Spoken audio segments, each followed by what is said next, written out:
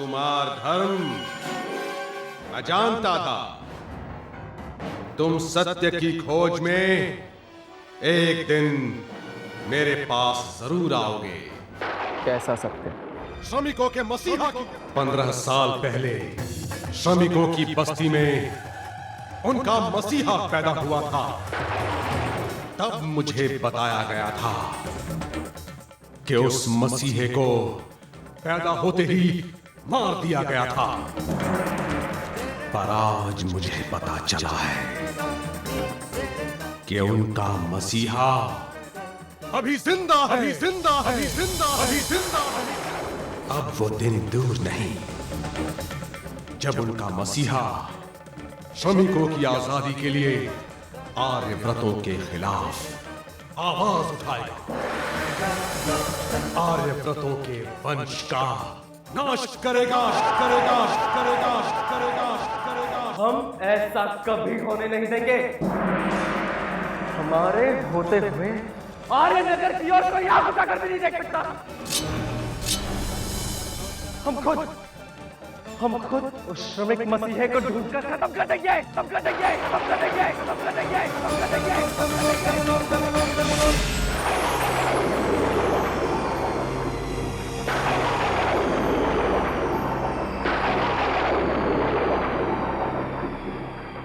15 साल से उस मसीहे का साया हमारे राज्य पर है। फिर उन्होंने हमसे इतनी बड़ी बात छिपाई क्यों?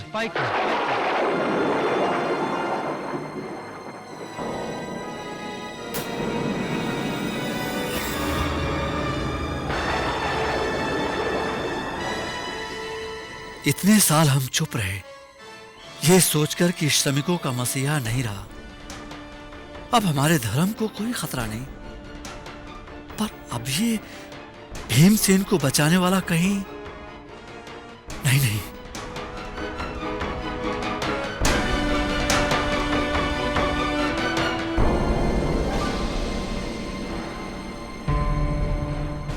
प्रणाम महाराज। इतनी रात गई आपने मुझे याद किया, कोई खास बात? जय भैया, हमें उस मसीहे को लेकर बहुत चिंता हो रही है। कहीं वो अभी तक जिंदा तो नहीं? ये आप कैसी बातें कर रहे हैं महाराज? उसे तो मैंने खत्म करवा दिया था। खत्म करवा दिया था? नहीं महाराज, मेरा मतलब यह था कि ऐसा कोई मसीहा अब नहीं रहा।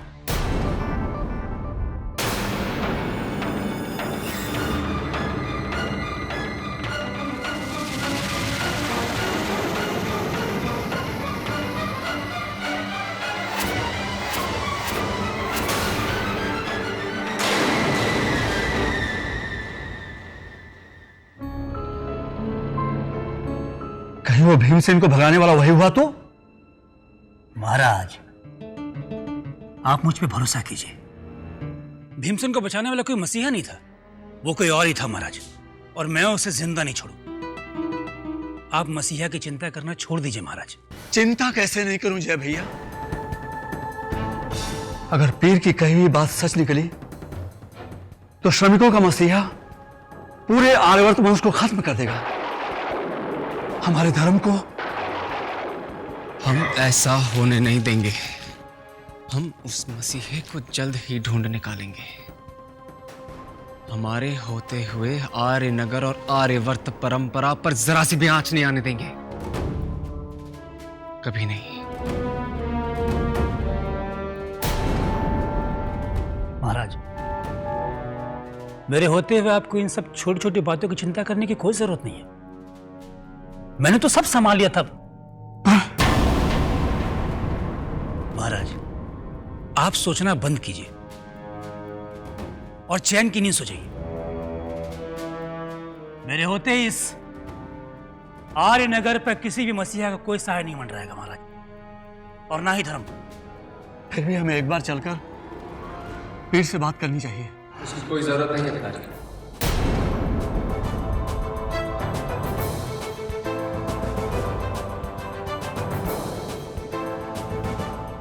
हम अभी पीरा से मिलकर आ रहे हैं। क्या आप पीरा के पास क्यों गए थे? कुछ सवालों के जवाब ढूंढने। कैसे सवाल? 15 साल पुराने सवाल। हम कुछ समझे नहीं। श्रमिकों का मसीहा आज भी जिंदा है। श्रमिकों का मसीहा आज भी जिंदा है। श्रमिकों का मसीहा आज भी जिंदा है। नहीं महाराज, ये हो नहीं सकता, ये हो ही नहीं सकता महाराज। मैंने उस जय भैया, धर्म को अपनी बात पूरी करने दीजिए। पिताजी, आप लोग इतने सालों से गलत फहमी में जी रहे हैं। पीरा ने कहा कि वो मसीहा अभी भी जिंदा है, और उन्होंने ये भी कहा कि वो आपके पूरे राज्य को खत्म कर देगा, आपकी बनाई हुई हर परंपरा को पार कर देगा। ऐसा कैसे हो सकता है? उस रात मसीहा को मैंने खत्म किया था। आप लोग मेरी बात का यकीन क्यों नहीं करते? इस बार पीड़ा की गई भविष्यवाणी गलत भी तो हो सकती है। कोई जरूरी नहीं कि उसकी हर भविष्यवाणी सही हो। पिताजी, क्या ऐसा पहले कभी हुआ है? हाँ बेटा, पीड़ा की हर कही गई बात सच नहीं होती है। 15 साल पहले जो कुछ भी हुआ उसे भूल जाइए। पर पिताजी, जिसने भीमसेन को भगाया वो। चिंता करने की कोई जरूरत नहीं धर्म। जय भैया जो कुछ भी कह रहे हैं ठीक है। भीमसेन को बचाने वाला कोई और ही था। इन श्रमिकों का अब कोई मसीहा नहीं रहा। जाओ और ये सब भूल जाओ, और हर साल की तरह इस साल भी आर्यनगर में खुशहाली लाने के लिए शिव जी से प्रार्थना करके आओ। जी पिताजी। रुको धर्म,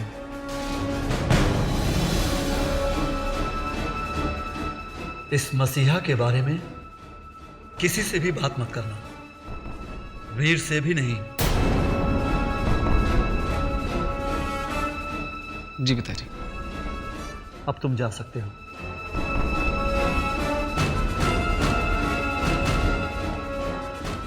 जाओ, उस मसीह को ढूंढो, खत्म कर दो उसे, खत्म कर दो उसे। जी महाराज।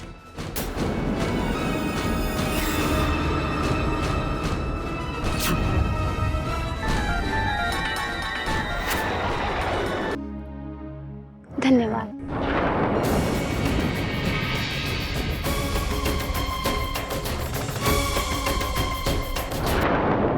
सुनो, बैठो। जी, मैं बैठो।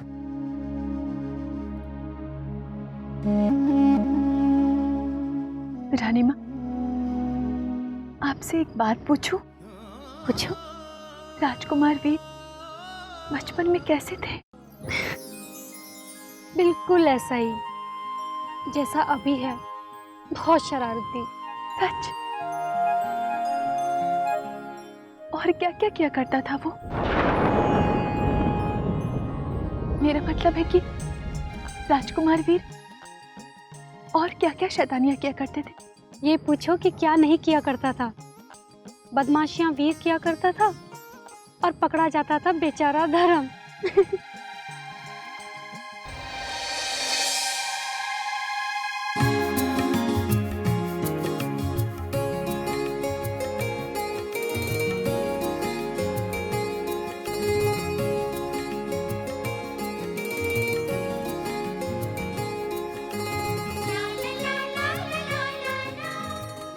वो जिद्दी भी है। हाँ, बहुत जिद्दी है। हमेशा अपने मन की करता है, और एक बात जो मन में ठान ले तो करके ही दम लेता है। बिल्कुल अपने पिता की तरह।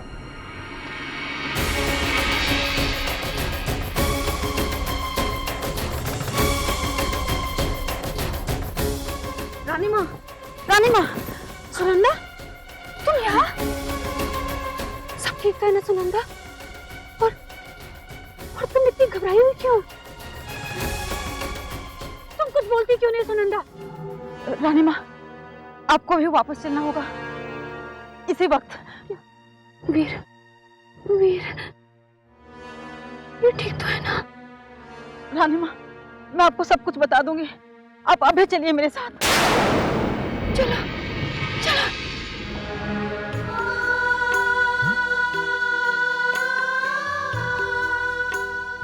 सुनो जी रानी माँ।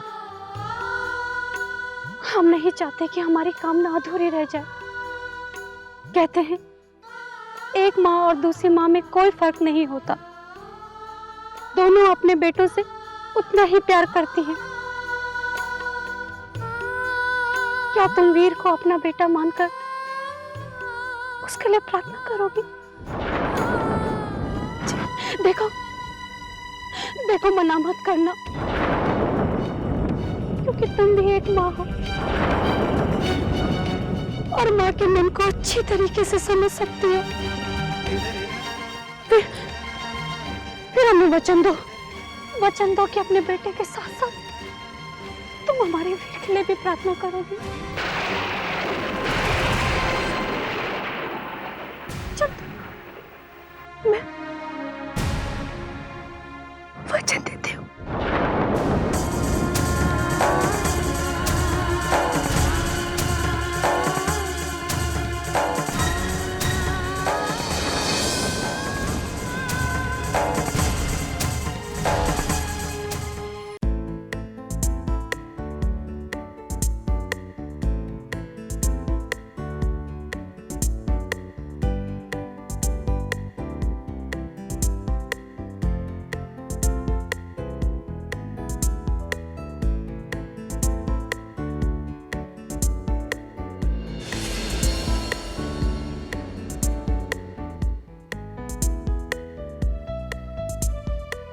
तैयार तो ऐसे हो रहे हो जैसे तुम्हारी वो गुड़ सी मीठी वाली राजकुमारी तुम्हारे रास्ते में मिलेगी। हम किसी और के लिए नहीं वीर, खुद के लिए तैयार हो रहे हैं। दिख रहा है। एक काला टीका भी लगा लो, कहीं खुद की नजर ना लग जाए। अच्छा भाई, माफ कर दो हमें। जल्दी तैयार हो जाओ, कहीं यहीं खड़े खड़े मेला ना खत्म हो जाए।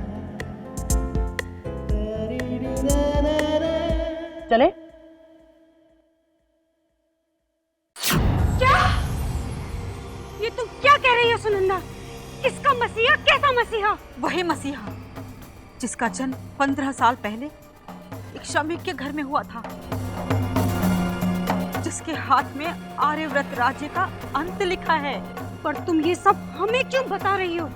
क्योंकि उस रात सरकार जयवर्धन ने श्रमिकों के यहाँ पैदा हुए हर बच्चे को खत्म करवा दिया था।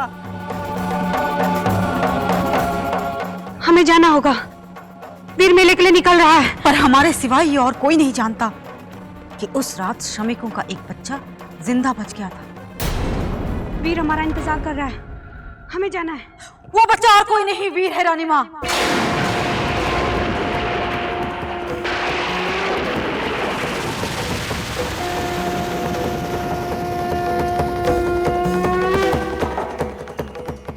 वीर ही श्रमिकों का मसीहा है। सुनंदा! रानी माँ की जय। राजकुमार धर्म और वीर मेले में निकलने के लिए तैयार है। वो दोनों मंदिर में आपका इंतजार कर रहे हैं। तुम जाओ, हम आते हैं।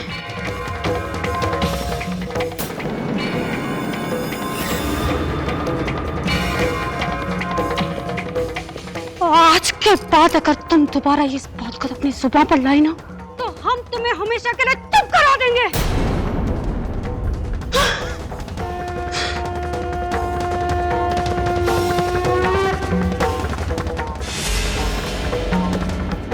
जिस दिन आप सबको इस सच का सामना करना पड़ेगा, उस दिन मुझे कुछ कहने की जरूरत ही नहीं पड़ेगी।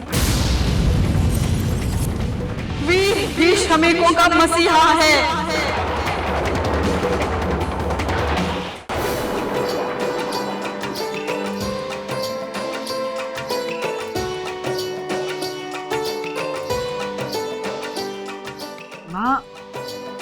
हम बस कुछ ही दिनों के लिए जा रहे हैं। हाँ बुआ, अगर हम दोनों अभी नहीं निकले तो महाशिवरात्रि के मेले में वक्त पर नहीं पहुंच पाएंगे।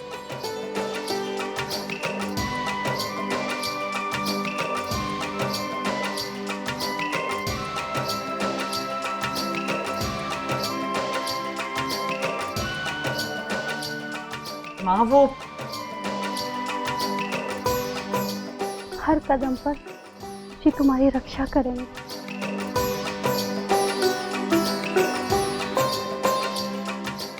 और तुम दोनों को बुरी नजर से बचाएंगे।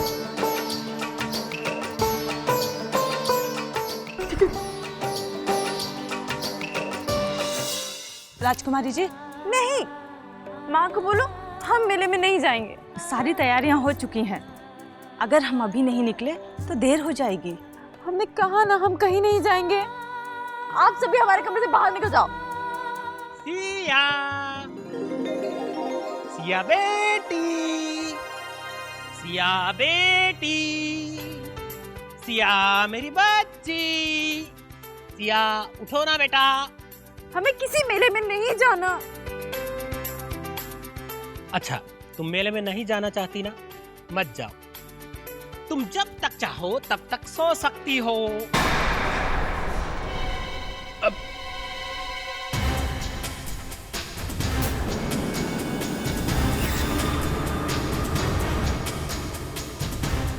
वो सिया मेले में नहीं जाना चाहती, वो सोना चाहती है।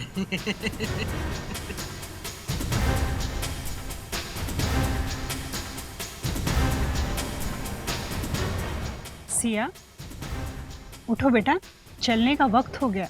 पर हमारा कहीं जाने का मन नहीं है माँ। सिया, हाँ, इस बारे में पहले ही सारी बातें हो चुकी हैं। तुम्हें मेले में चलना ही होगा। पर क्यों जाना ही होगा माँ? क्योंकि महाशिवरात्रि के मेले में जो लड़की सच्चे दिल से पूजा करती है, पता है, उसे सुखी विवाहित जीवन मिलता है। अरे वाह, आपको तो सब पता है। जल्दी तैयार होकर बाहर आ जाए।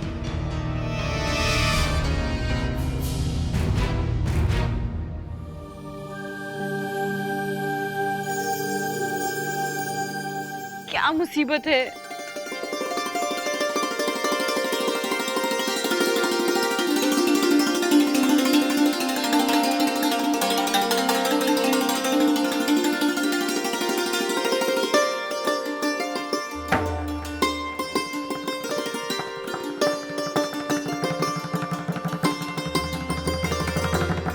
जब हमारी शादी उस बेवकूफ राजकुमार हर्ष से तय हो ही चुकी है, फिर हम इस मेले में ये सुखी विवाहित जीवन की पूजा करने क्यों जा रहे हैं?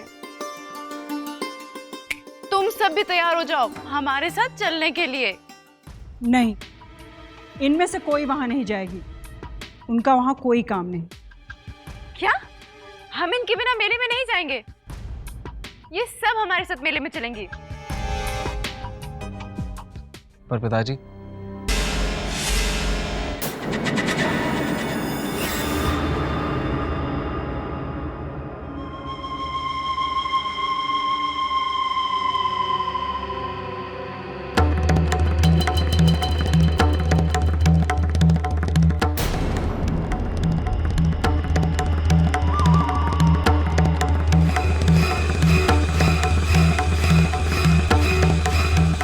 राजकुमार धर्म मेले के लिए निकल चुके हैं।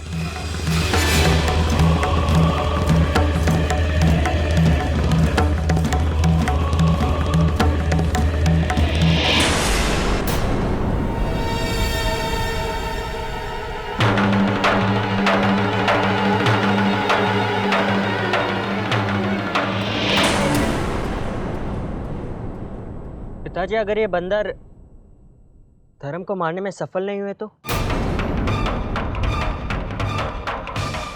तुम चिंता मत करो अग्नि। अगर ये लोग सफल नहीं हुए तो हम एक ऐसे शिकारी की मदद लेंगे जिसका आज तक एक भी वार खाली नहीं गया है। आप किसकी बात कर रहे हैं?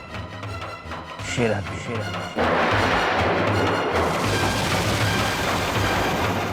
शेरा।